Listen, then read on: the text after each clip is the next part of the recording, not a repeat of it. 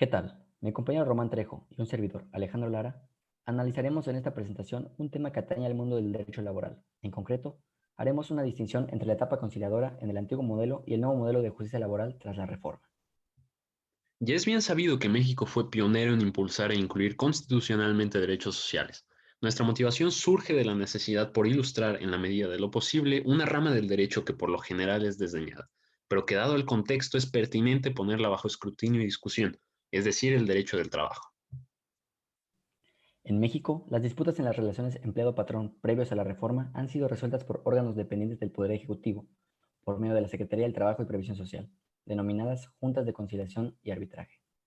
Entre los conflictos laborales más comunes a resolver están las controversias por despido injustificado, por riesgo de trabajo y por otorgamiento de pensiones, por mencionar solo algunas.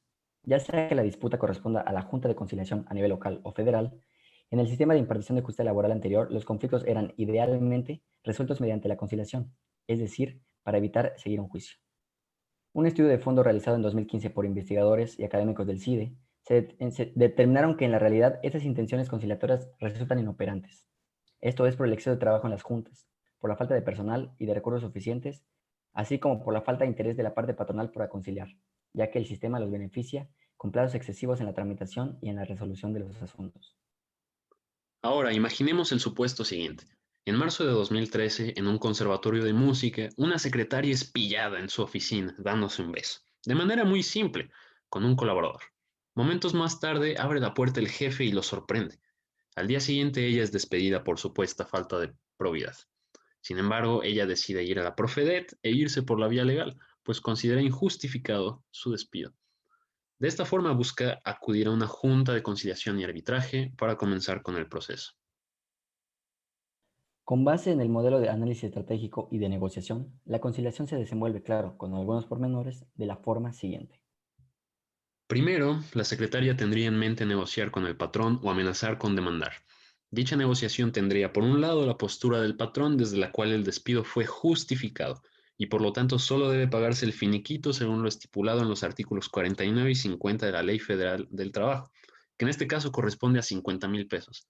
Por otro lado, la postura de la secretaria es que fue despedida injustificadamente y por tanto, con tal de evitar los costos de transacción que implica ir a juicio, pide 80,000 pesos correspondientes a los 3 meses de salario de indemnización que establece el artículo 123, fracción 22 de la Constitución y 48 de la Ley Federal del Trabajo.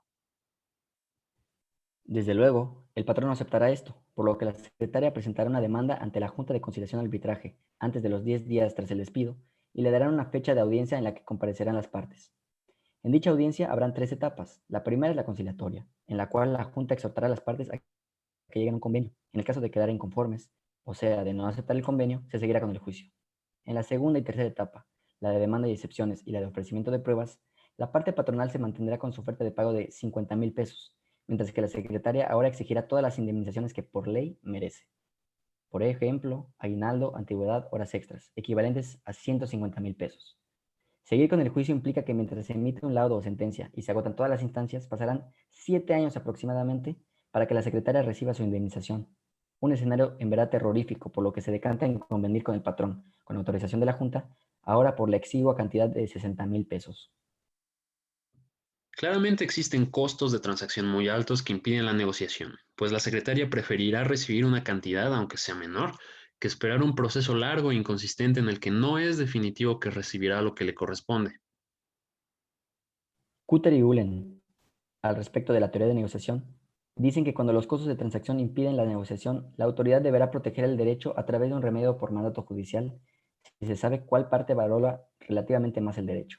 De esta forma, el análisis económico del derecho propugna por dilucidar quién valora más el bien, o en su caso, cómo debe llevarse a cabo la reparación del daño. Pero ¿qué hacer al respecto? En ese sentido, en pleno 2020, la nueva reforma laboral promete mucho.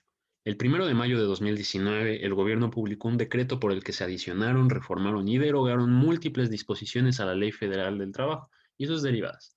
Por lo anterior, con base en una serie de modificaciones al antiguo sistema laboral, la nueva reforma buscará acabar con las malas prácticas que afectaban los derechos laborales de las y los trabajadores en el país. La etapa conciliatoria, emblema del derecho laboral, pasará a los centros de conciliación y registro laboral. Esto buscará remediar los altos costos de transacción que impiden la negociación óptima, pues ahora dicha etapa será plenamente prejudicial y obligatoria para las partes. Si en esa instancia no se llega a la conciliación, con la judicialización de las juntas de conciliación y arbitraje, se crearán tribunales especializados en materia laboral dependientes del Poder Judicial, los cuales serán los que lleven las riendas del proceso judicial. En un sentido económico, buscará remediar el pago de daños a quien valora absolutamente el bien. Por estos motivos, los juicios no durarán años, sino que serán resueltos como máximo en 6 meses. Por todo lo anterior, si analizamos el caso planteado, la secretaria habría triunfado, ya que la conciliación hubiera sido más justa y moderada, o bien, a falta de conciliación, habría tenido la confianza de que su juicio sería resuelto favorablemente. En conclusión, esta investigación abordó un tema sumamente urgente: la conciliación como herramienta para la resolución de conflictos laborales.